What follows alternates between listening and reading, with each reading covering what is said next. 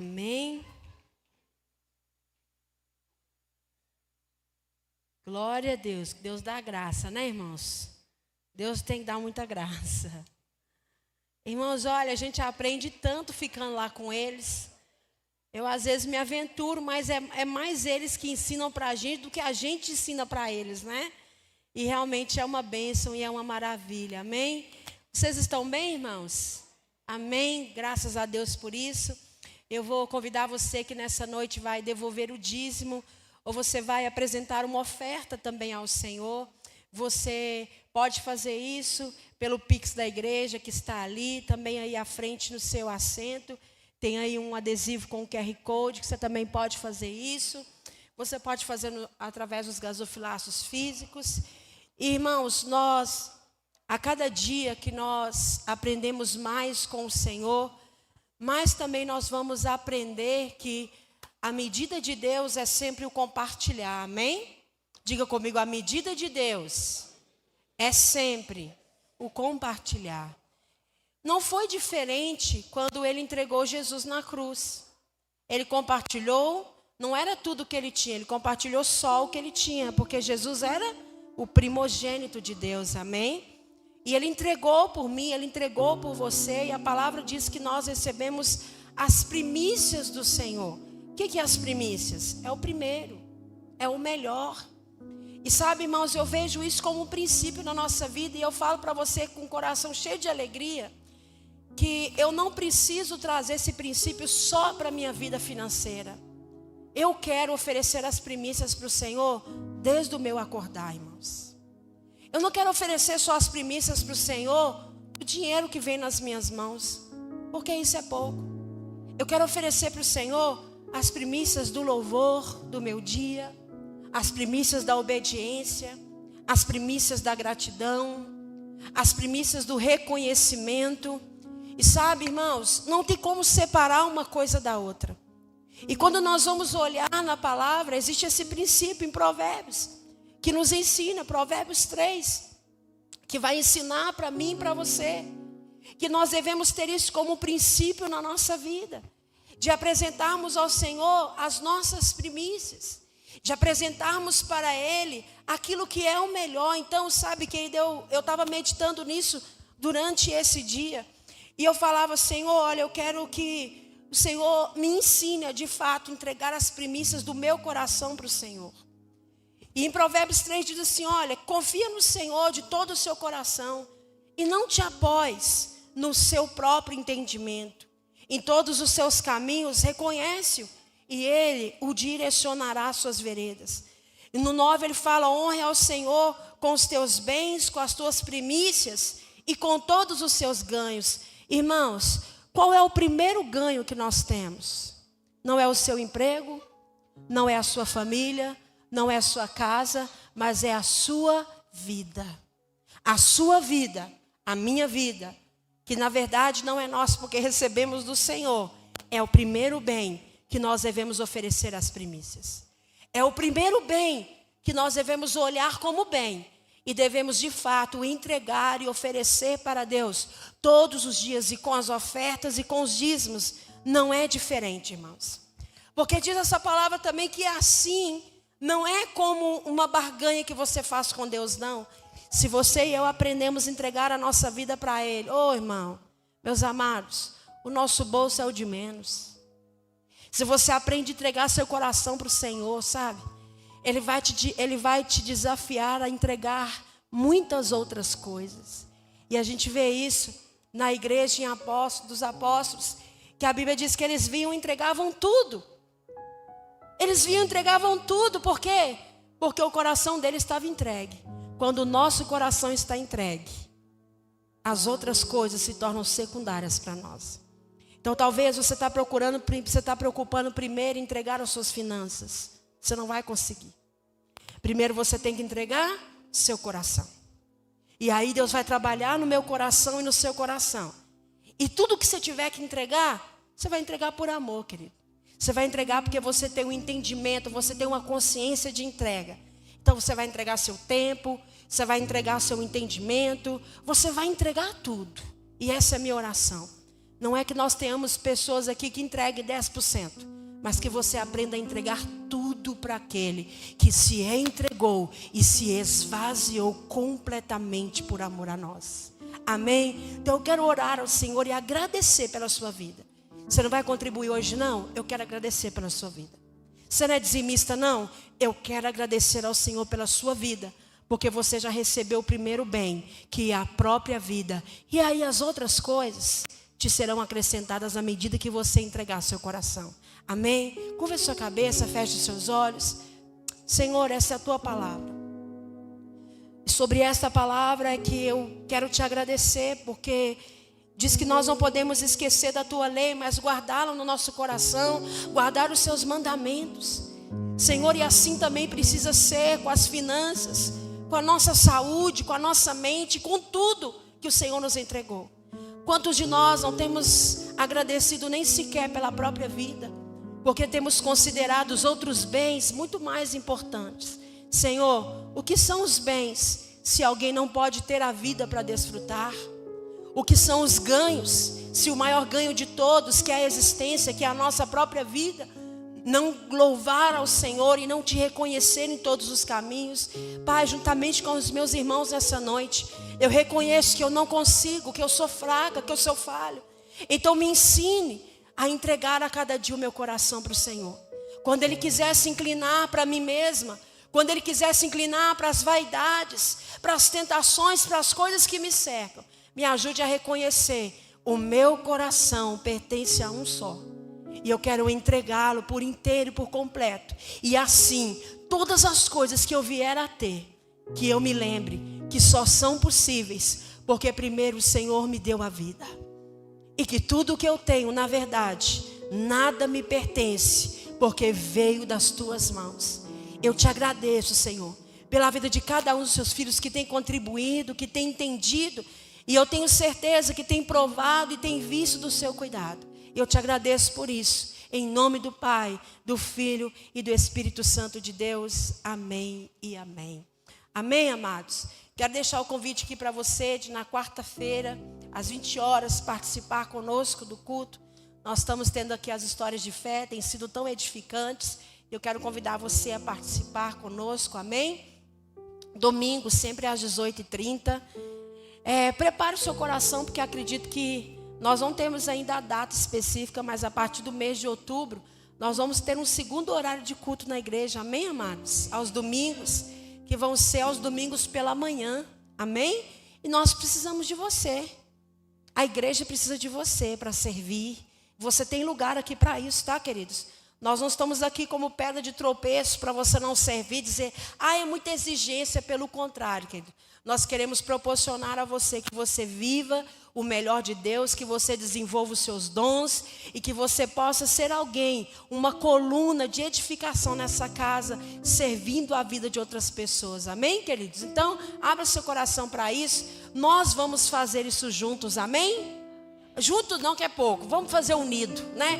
Que junto espalha fácil, agora unido não. Então, unidos, eu acredito que nós vamos proporcionar. E é apenas o começo, amados. Daqui a pouco nós vamos ter 3 horários de culto, 4, 5, e quantos for preciso, para que todos conheçam o Senhor e possam fazê-lo conhecido. Amém? Glória a Deus.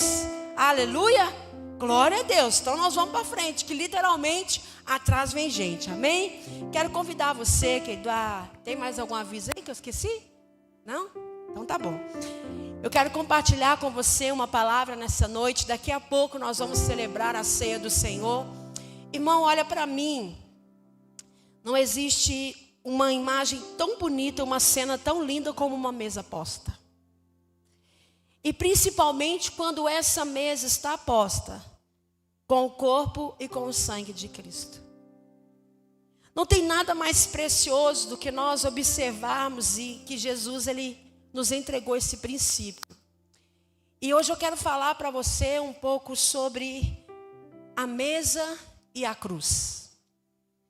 Qual que é a conexão, qual que é a ligação que nós conseguimos fazer com a mesa e com a cruz?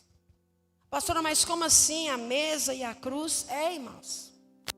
E quando nós observamos, quando nós vemos a palavra, eu vou falar para você de algo que o próprio Jesus, ele deixou bem claro.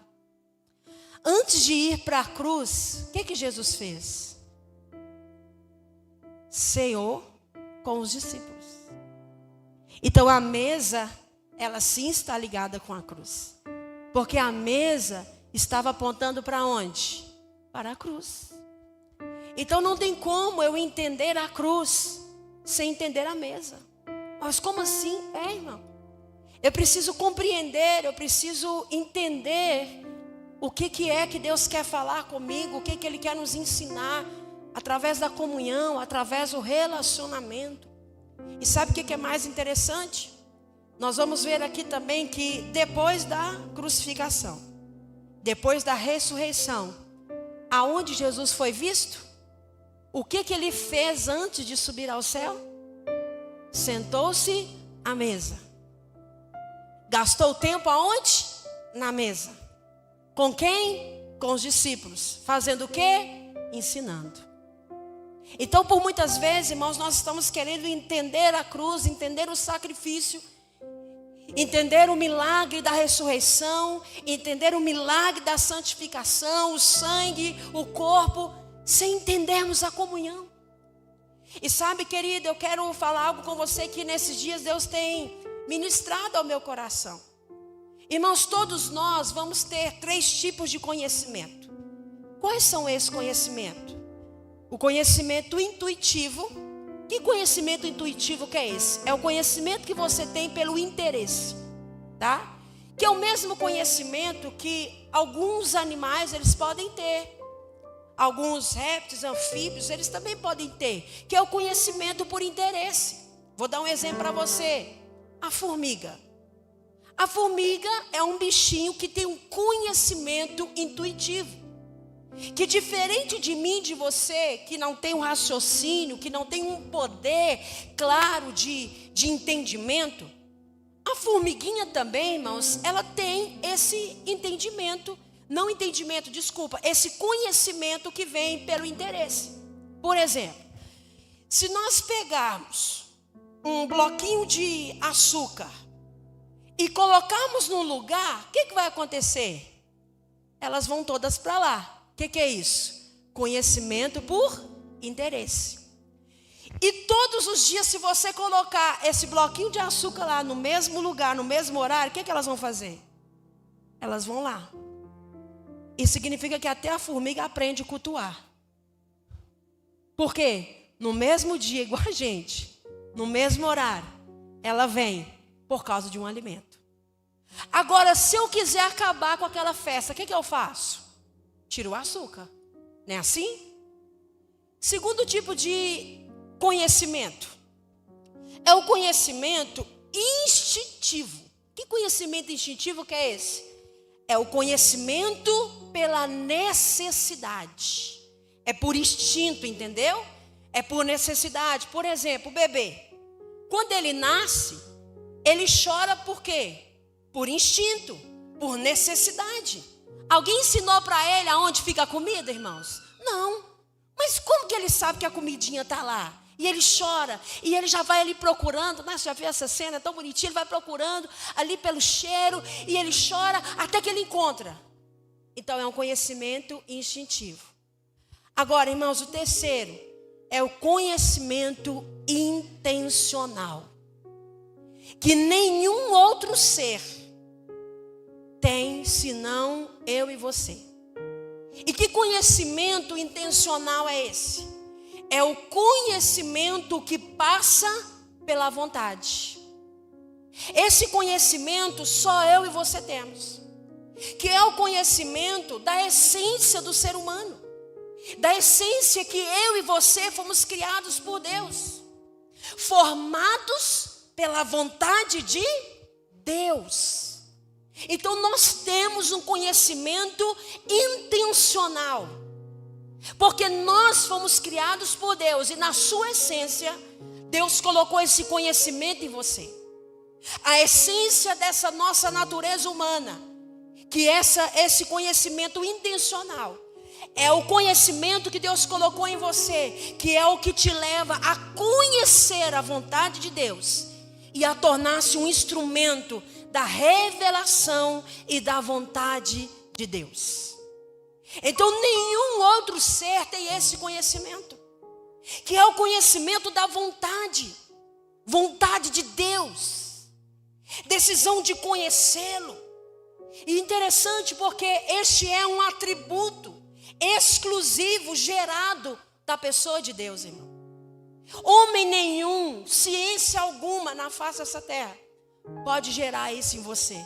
Somente Deus que te criou colocou em você um conhecimento intencional que te leva a buscar e conhecer a vontade dele, para que você viva essa vontade e torne-se um instrumento da revelação de quem Deus é.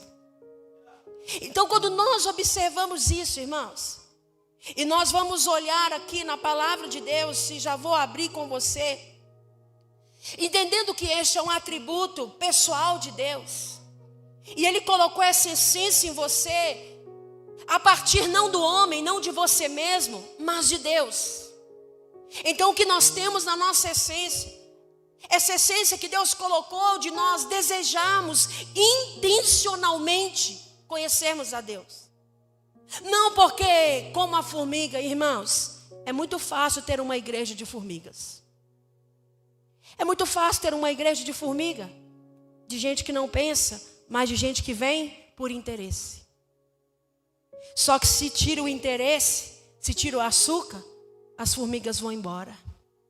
E o que eu quero para você não é que você seja uma formiga dentro de uma igreja, que você vem por interesse e que quando tira o açúcar você vai embora, mas que você seja um filho de Deus, na sua essência intencional, que você busque conhecer a Deus, fazer a vontade dEle e que Ele possa exalar a presença dEle, o bom perfume através da sua vida onde você estiver. Que não seja o seu conhecimento intuitivo que venha te trazer para a presença de Deus. Que não seja o conhecimento instintivo somente que venha te trazer para a presença de Deus, mas que seja o intencional, porque a sua essência clama, a sua essência necessita, você busca, porque você é um filho e uma filha amada de Deus. E quando nós entendemos isso, irmãos, nós podemos nos perguntar: o que então levou a Deus? O que levou a Deus criar o homem? Não foi para que ele fosse reconhecido. Não choque com o que eu vou te dizer. Deus não te criou apenas porque Ele queria alguém que ficasse 24 horas reconhecendo o quanto Ele é maravilhoso, o quanto Ele é poderoso, o quanto Ele é. Mas o fato de Deus ter te criado é para que a partir da vontade dEle você possa exercer quem Ele te chamou para ser. Porque muitos irmãos reconhecem a Deus, mas muitos não deixam com que Deus manifeste a sua vontade de Pai através das suas vidas. Muitos têm dito que conhecem a Deus, mas não têm permitido vivenciar a vontade de Deus, e são coisas diferentes. A parte central de toda a criação é que nós somos filhos de Deus. E após criar tudo, irmãos, após criar os animais, criar céu, criar terra, criar tudo, Deus cria o homem. E para que Deus criou o homem? Para ser a sua imagem e semelhança. E a imagem faz o que, irmãos? Reflete. Ele disse: olha, eu vou criar vocês e eles vão ser a minha imagem e a minha semelhança. E Deus nos fez extensão dele, para que nós refletíssemos quem Ele é e não somente o poder que Ele tem. Deus te criou não somente para você ficar cantando e declarando o que Ele faz, mas para você poder exercer e mostrar quem Ele é. Deus quer ser visto através da sua vida. Deus quer ser conhecido através da minha vida. E meus amados, se nós não formos libertos das nossas expectativas, nós jamais iremos conhecer a vontade de Deus para nós. Eu quero convidar você a abrir sua Bíblia comigo na carta aos Efésios.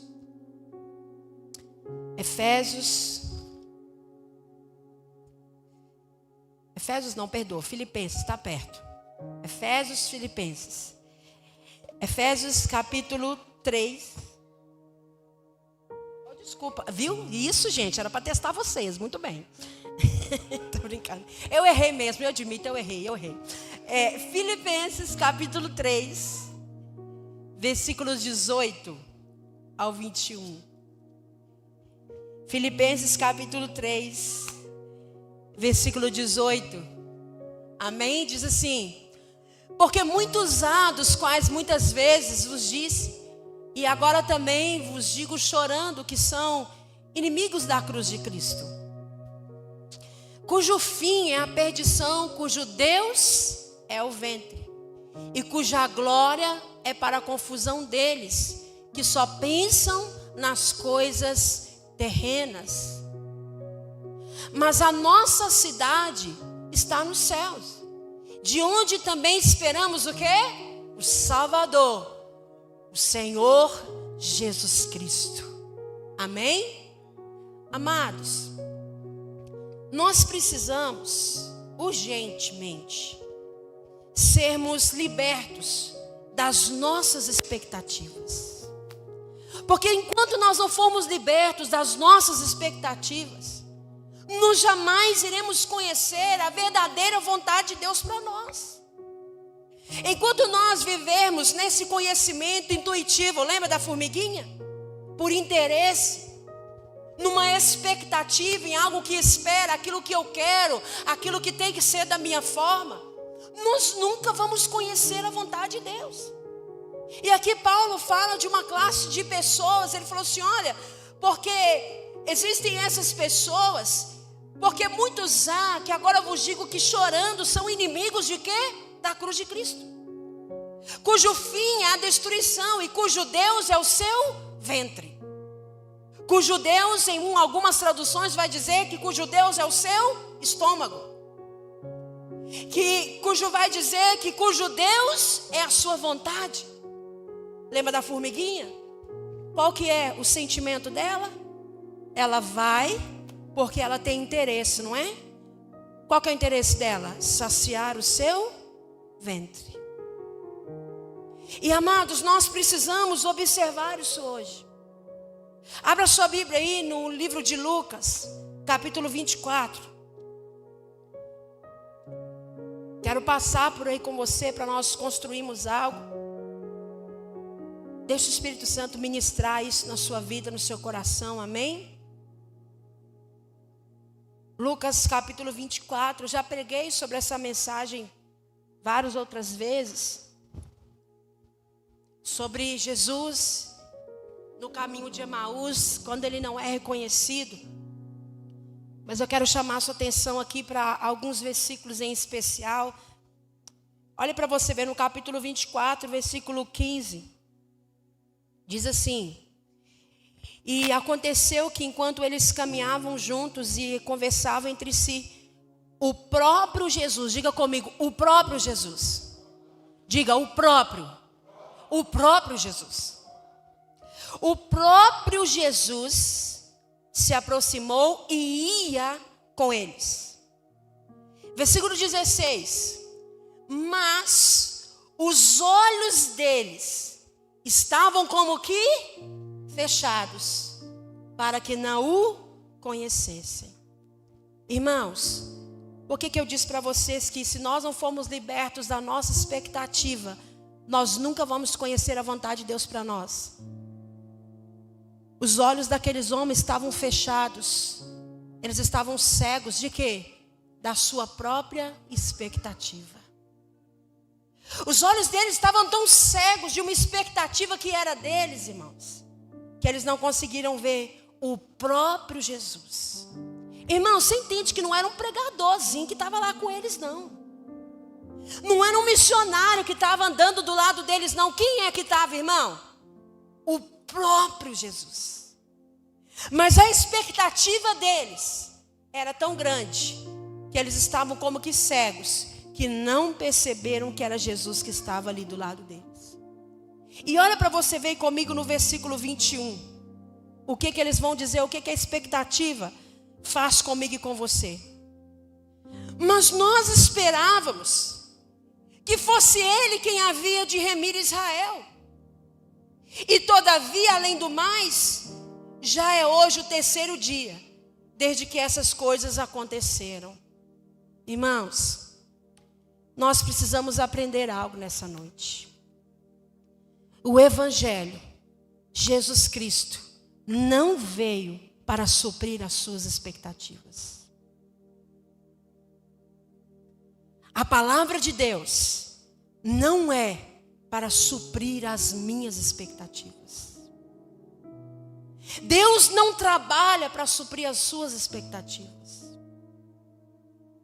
O Espírito Santo não te convence, não me convence para suprir suas expectativas.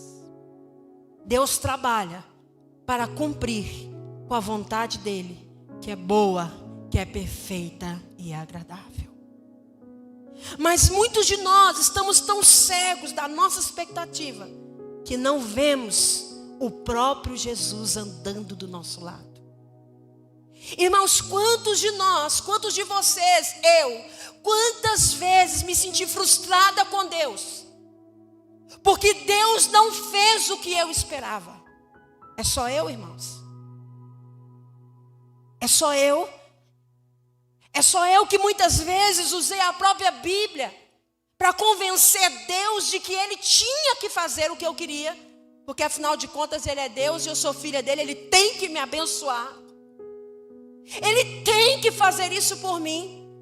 E muitas vezes estamos tão cegos que Jesus está andando do nosso lado, Jesus está sentado à mesa, Jesus está nos ensinando, Jesus está nos conduzindo, mas nós não vemos. Por quê? Eu esperava que ia ser diferente. Eu esperava que Deus ia me usar assim. Eu esperava que meu casamento ia ser assim. Eu esperava que no meu trabalho ia ser assim. Mas... E é aí que muitos têm feito como a formiga, abandonado Deus, abandonado Jesus, porque as suas expectativas estão sendo frustradas.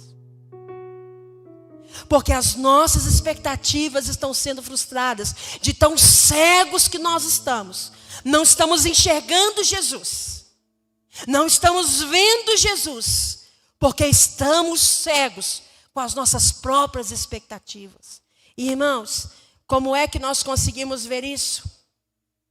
Como é que eu sei se eu estou vivendo, se eu estou servindo Deus, se eu estou vindo à igreja, através desse sentimento que é intuitivo pelo interesse? Ou se o meu relacionamento com Deus está baseado num sentimento instintivo que é pela necessidade e não pelo intencional, que é pela vontade e é pela essência que Deus desenvolveu na minha vida. Você quer um exemplo? Certa vez eu fiz com os irmãos aqui, falei: irmãos, nós vamos orar. E nós vamos levantar no horário da irmã ali, Sirlene, que levanta... a irmã nem esqueceu. 4h20 da manhã, irmãos, levantamos junto com ela. E eu falei assim, você vai levantar, você vai pegar uma folha em branco e você vai orar. E falei: irmãos, isso aí não é um ato profético, não quer dizer que Deus vai vir e vai escrever na folha, tá? Porque tem disso por aí, a gente sabe, tá? Não foi isso. E eu estava dizendo para eles: olha, sabe para que é isso? Quando você vai orar e você leva uma folha branca, você está sinalizando que você quer ouvir o que Deus tem para falar e não quer que Ele ouça o que você tem a dizer. Quando que você sabe que você está cego de expectativa? Quando só você tem o que falar e você não ouve o que Deus tem a dizer. Quantos de nós, irmãos, temos orado, temos chegado diante de Deus, entregado a nossa vida como uma folha em branco, dizendo: Senhor, eu sei que o que eu falo tem falhas.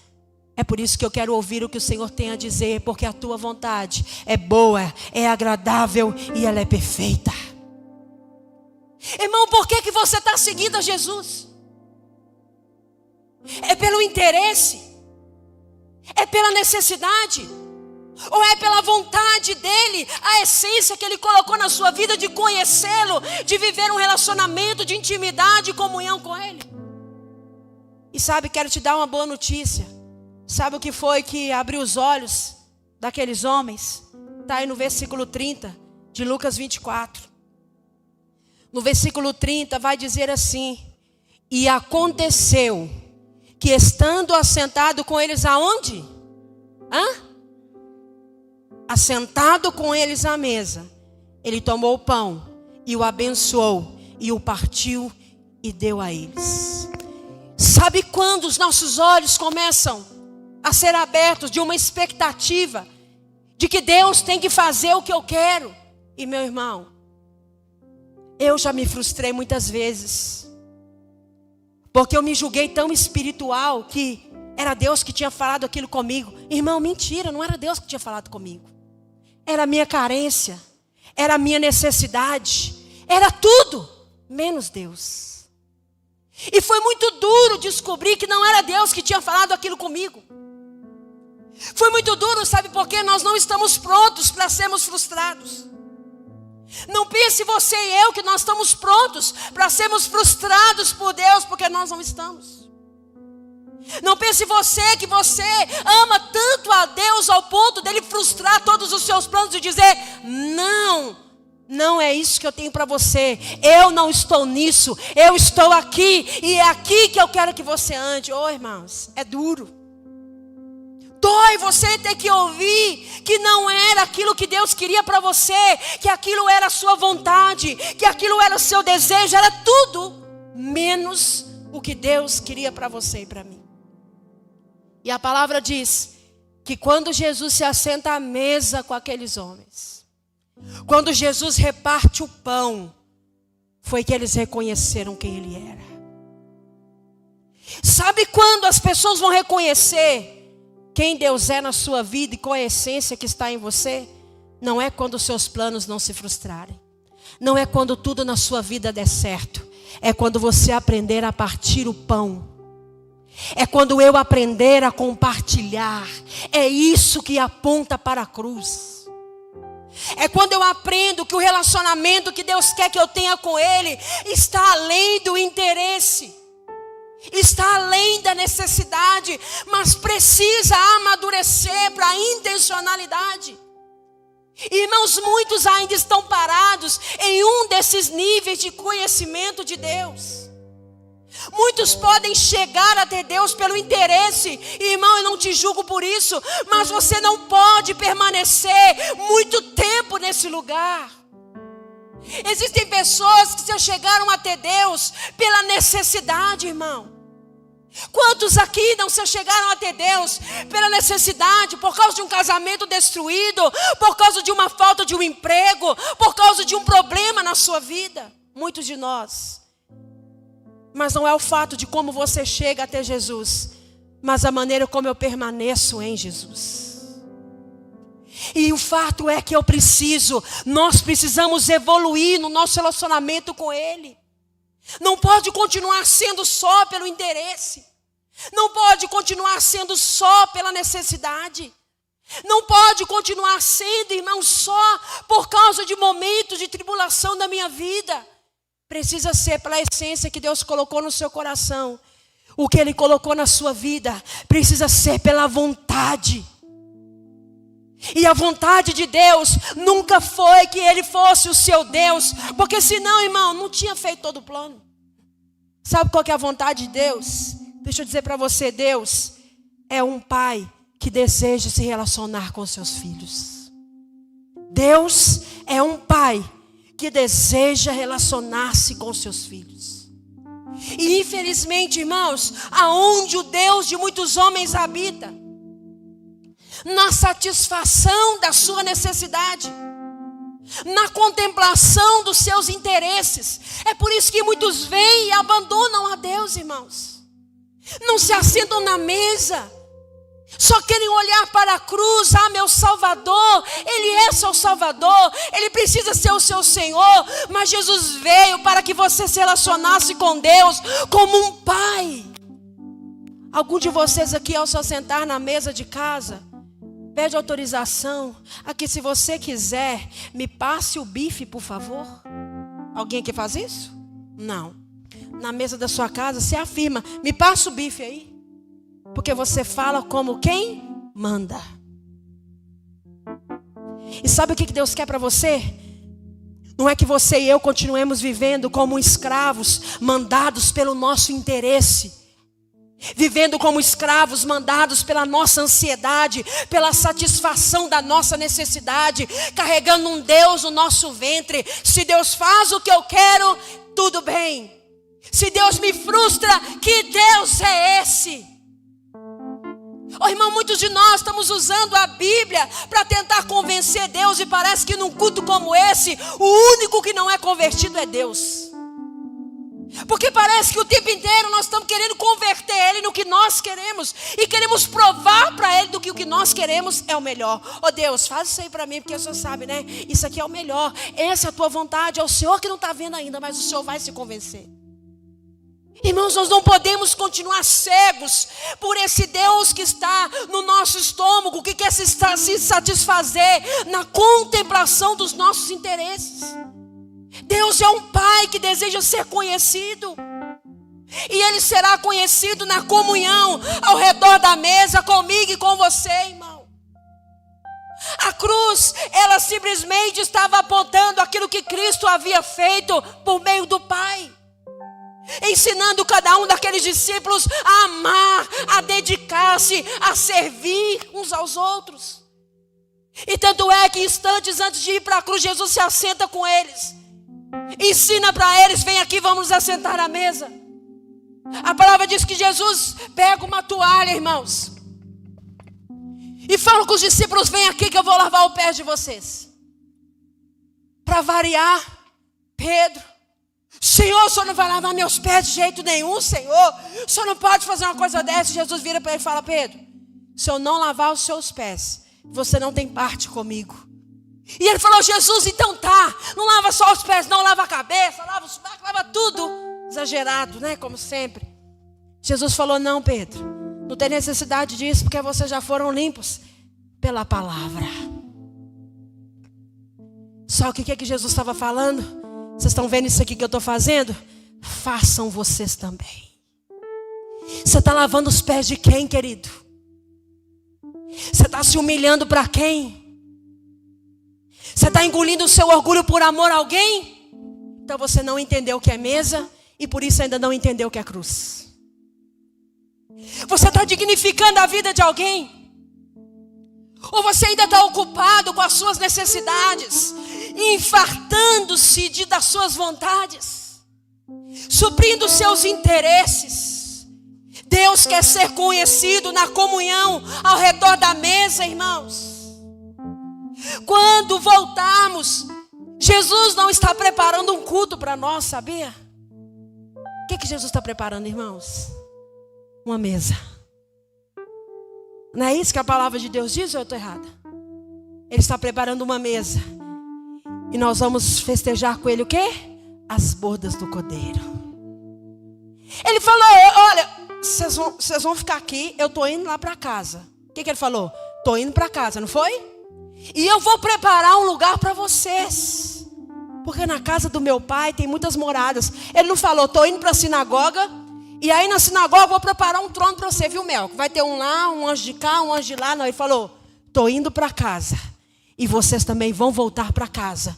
E toda casa precisa ter uma mesa, e mesa é lugar de comunhão. Então o que Jesus falou? Estou esperando vocês no lugar de comunhão. Estou esperando vocês para festa. Estou esperando vocês para relacionamento. Estou esperando vocês para intimidade. Estou esperando vocês para viver comigo aquilo que o Pai disse que vocês vão viver. Ei, irmão, Jesus não foi traído na cruz, tá? Jesus foi traído na mesa. Muitos estão preocupados com a cruz e se esquece que Jesus foi traído na mesa. Ele falou: quem vai me trair? Está aqui. Quem vai me trair está aqui. Está aqui aonde, irmãos? Na mesa. Jesus não foi traído na cruz, Ele foi traído na mesa. Ele foi traído ali, naquele lugar. Irmão, se eu não conhecer a vontade do Pai, na mesa, eu não posso pregar a cruz. Se eu não conheço a vontade do meu Pai aqui, nesse lugar de comunhão, nesse lugar onde Ele trata as minhas deficiências, porque é na mesa que Deus te trata, querido, é no relacionamento que Deus te trata, é na comunhão que Deus te trata. A salvação é algo que já aconteceu, amém? Amém, queridos? Só que a mentalidade de salvo, você adquire na mesa. Muitos entendem a cruz. Ai, Jesus está lá.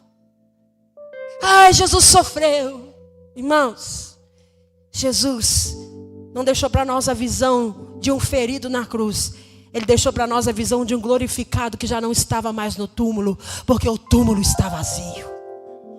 E ele nunca mais vai voltar a ser ocupado. Então eu preciso conhecer a vontade de Deus. Jesus não veio para suprir as nossas expectativas, irmãos. Será que muitos de nós ainda estamos cegos nas nossas expectativas e você ainda não viu Jesus agir na sua vida? Porque você tinha expectativa de que seria de outro jeito. A Bíblia diz que nós o consideramos sem parecer e sem formosura. Veio para os seus, mas os seus não o receberam. Por quê? Até hoje os judeus estão tentando suprir a expectativa sobre um Jesus que não tinha que vir num burrinho, que não tinha que vir do jeito que ele veio. Ei, querido, será que você não está esperando algo na sua vida que já aconteceu, porém você está cego nas suas expectativas? Será que eu ainda não estou esperando Deus agir na minha vida de um jeito que eu espero? E Ele já está comigo, Ele já está fazendo a sua obra, Ele já está manifestando o seu poder. Porém, quando não compreendemos que necessidades são diferentes de expectativas, se Jesus não veio para suprir suas expectativas, certamente Ele pode suprir todas as suas necessidades. Expectativa é sobre aquilo que eu aguardo, é sobre aquilo que eu espero, é sobre aquilo que eu monto na minha mente. Necessidade é sobre algo latente, irrevogável na sua vida. Será que eu ainda estou esperando o Senhor suprir a minha expectativa dele fazer algo? Quem sabe você não está valorizando o seu marido, quem sabe você não está valorizando sua esposa, quem sabe você ainda está colocando defeito nos seus filhos, quem sabe você está colocando defeito no seu trabalho, só fica murmurando, defeito no país que vive, defeito no bairro que vive, a casa que vive, nada está bom. Porque a sua expectativa é que Deus tinha que te honrar e mal nenhum te acontecer. Onde que está escrito isso, irmão? Onde que está escrito que você não ia ter expectativa frustrada? Aonde que está escrito que Deus ia fazer tudo que a gente quisesse do nosso jeito? Se alguém ensinou isso para você, te roubou um conhecimento. Se alguém ensinou isso para nós, amados, está na hora de nós evoluirmos. Está na hora de nós entendermos que Deus não está olhando para uma igreja de formigas. Deus está olhando para uma igreja de filhos e de filhas que entendem e que querem satisfazer não a sua vontade, que querem ser governados não pelo seu ventre, mas que querem corresponder à vontade de Deus Pai. Querido, uma outra raça que é satisfeita pelo estômago é o cachorro. Você adestra ele pela comida. Você está com a comidinha aqui, você fala roller. Você está com a comidinha aqui, você fala feed mortele. Você fala, dá um cheirinho para ele, corre lá. E quando você chega, sinceramente falando, quem é o Deus do cachorro, querido? O dono. Irmão, o Deus do cachorro é o dono. E o cachorro, ele é até instintivo, né? A gente está uns 4 quarteirão de casa, o cachorro já começa a deitar na porta, balançar o rabinho, fala, mas quem está chegando? Daí um pouquinho o dono vem, chega e ele... Aquilo que governa o seu ventre, aquilo que você busca como satisfação do seu eu, é o seu Deus. É o meu Deus. Deus não está olhando para mim, para você, como aqueles que podem ser submetidos, manipulados pelo interesse, pela expectativa do que esperam. Mas Deus está olhando para mim, para você. O Deus do homem caído habita na satisfação do seu desejo. O Deus do homem caído habita na sua própria satisfação. Querido, deixa eu dizer algo para você. Não importa aonde você vá na face da terra, você vai encontrar culto, seja o que for. Culto à vaca, culto ao céu, culto aos anjos. Você vai encontrar culto em qualquer lugar que você for. Sabe por quê? Porque Deus escreveu no coração do homem a eternidade. E nós temos a necessidade de cultuar. Muitos estão cultuando agora nesse momento. Mas cultuando a quem? E nessa noite eu quero deixar essa palavra ao seu coração. A quem você está cultuando? Você olha para a cruz e ignora a mesa? Não tem jeito. Você quer tudo que Jesus conquistou na cruz, é direito nosso, é nossa herança. Tem até a música, né? Todas as bênçãos de Deus para nós, tomamos posse, é nossa herança. Você tem que passar na mesa. Para pegar sobre cruz, tem que viver relacionamento. Agora, se os seus olhos, se os meus olhos estão cegos pela expectativa na vontade de Deus, irmão. Mas não é uma expectativa na vontade de Deus pelo que Ele vai fazer. É uma expectativa na vontade de Deus, baseada na natureza humana, que busca o interesse próprio, que busca a satisfação pessoal, que o entendimento é a cobiça, que o entendimento é a necessidade, é suprir as minhas necessidades. Nós precisamos, no partir do pão, ter os nossos olhos abertos. Expectativa que nunca é frustrada, meu irmão, é a expectativa que você coloca em Deus. Expectativa que nunca falha, expectativa que nunca muda. É a expectativa, é a espera, é a esperança que você deposita no Senhor. E eu quero te perguntar, aonde está a sua expectativa?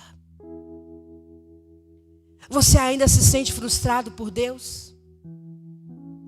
Você já conheceu alguém que é decepcionado com Deus? Quem já? Levanta a mão, querido. Muita gente, né? Muita gente que se diz, Deus me abandonou. Esse Deus é mau. Ah, se Deus existe, por que Ele fez isso? Expectativa frustrada. Certa vez um homem contou um testemunho e a mulher dele engravidou.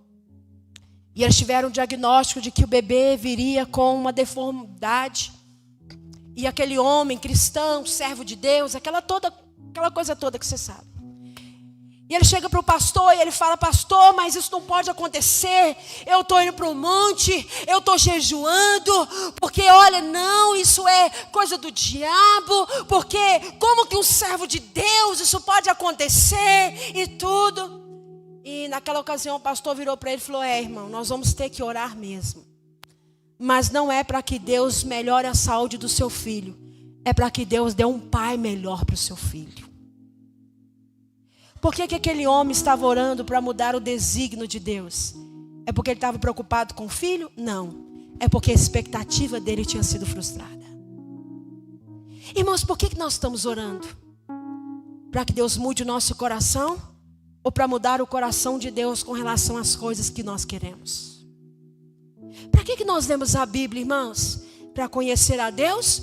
Ou para procurar algo que baseie aquilo que eu estou querendo de Deus? Deus, aqui ó, está aqui na sua palavra, porque o Senhor disse. Então o Senhor, irmão, uma vez que você entende que é filho, você não precisa se prostrar na palavra, seja em oração, para você convencer Deus de que algo é melhor para você, porque Ele é seu pai e Ele sabe o que é melhor para você.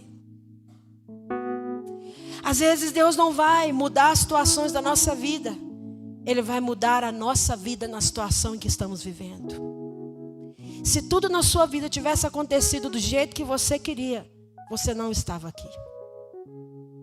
Por isso a palavra de Deus diz que todas as coisas cooperam para o bem daqueles que amam a Deus e são chamados segundo o seu propósito. Por que a gente atribui tudo o que é mal ao diabo e só o que é bom a Deus? Você já parou para pensar nisso? Tropecei, ai, Satanás está me empurrando. Ai, não levante do diabo. Ei, irmão, Deus também faz coisas ruins. Ele é Deus que abre, mas se Ele tiver que fechar uma porta para trazer você para a mesa, Ele vai fechar. Deus também permite tempestade. Deus também permite dia mau. Deus também permite coisas amargas. Deus também faz ferida. Mas Ele é Deus que liga. Ele é Deus que cura. Sabe por que tem muita gente que Deus não permite ser curado de enfermidades? Irmão, é duro dizer isso para você. É porque tem gente que é melhor enfermo. Pastora, como assim? Tem gente que quando está enfermo, ele é grato. Ele é obediente. Ele é humano. Quebrantado, irmão. É duro dizer isso para você. Então deixa eu te falar uma coisa. É tempo de nós nos evoluirmos no nosso relacionamento com o Senhor. E nessa noite Ele te chama para a mesa mais uma vez, apontando para a cruz e diz: eu não estou mais na cruz, mas estou com você na mesa. Eu não estou mais na cruz, eu não estou mais no sepulcro, mas eu estou com você todos os dias até a consumação dos séculos. Até a consumação dos séculos. Ei, querido, vamos orar. Fica de pé no seu lugar. Os meninos do louvor, pode vir. Irmãos, e o que falar sobre o que o apóstolo Paulo falou na ceia? Sabe o que o apóstolo Paulo falou? Ele falou assim: olha, porque vocês, em outras palavras, ele disse: olha, porque vocês não entendem a ceia, porque vocês não entendem a comunhão, vocês estão sempre doentes. Será que isso é algo semelhante para você e para mim?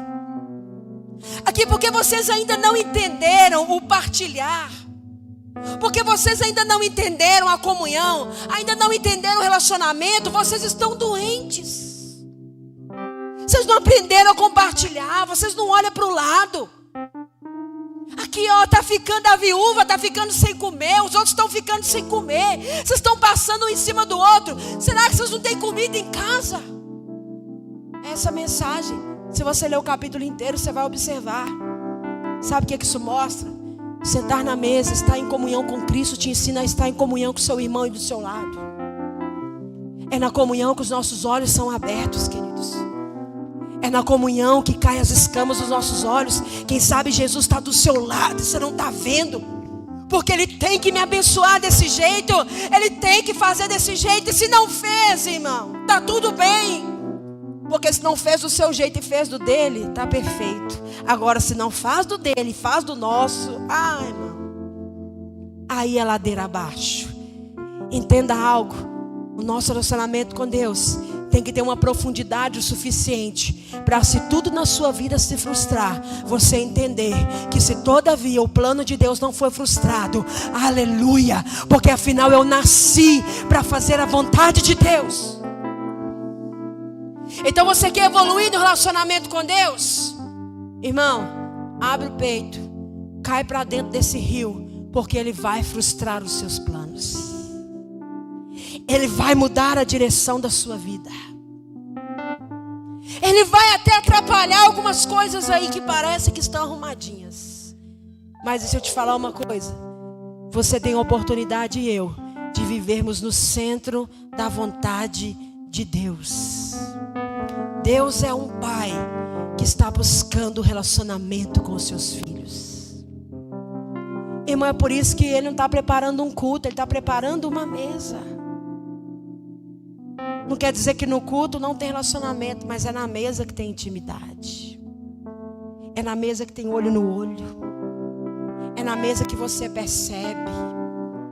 Olha, tem dados aí, pesquisas. Olha para você ver que interessante. Diz que tem um país, se eu não me engano, parece que na Inglaterra, aumentou uma porcentagem considerável de vendas de mesas para escritório. Maravilha. E diminuiu drasticamente a quantidade de venda de mesas de jantar na casa das famílias. Sabe o que isso mostra? Um comportamento. No nosso país há uma pesquisa que não está atualizada, que diz que a grande maioria não faz as refeições assentada à mesa. É no sofá, de frente para a televisão. Como não está atualizada? Será que as distrações não têm cegado o nosso entendimento? Estamos cada vez com mais expectativas. Ai, Deus precisa fazer isso, porque, irmão, Deus precisa? Deus precisa fazer o quê, irmão? Deus não precisa, mas Ele quer se relacionar comigo e se relacionar com você. E Ele está te chamando para comunhão com Ele. Quando foi que os discípulos viram Jesus? Quando Ele repartiu. Quando é que Jesus vai ser visto na sua vida e na minha? Quando você repartir. Se olhar para a cruz, para você e para mim, significa o que Deus fez por nós. E mostra o que Deus fez por nós. Entregou seu filho. Agora, quando você vem para a mesa, Ele quer desenvolver um entendimento do que Ele fez em você, e que já é suficiente para você repartir e multiplicar o que Ele te deu. E muitos de nós ainda estamos com essa mentalidade, irmãos. Só de interesse, de necessidade. Só que o Senhor te chama para viver no conhecimento da intencionalidade do que Ele já fez na sua vida. Querido, é hora de você compartilhar o que Deus colocou na sua vida. É hora de você multiplicar o que Deus colocou em você. É hora de você colocar adiante aquilo que Deus depositou na sua vida, querido. E nessa noite eu quero orar com você. Feche os seus olhos, se você quiser. Curva a sua cabeça. Você tem vivido pela sua expectativa, querido?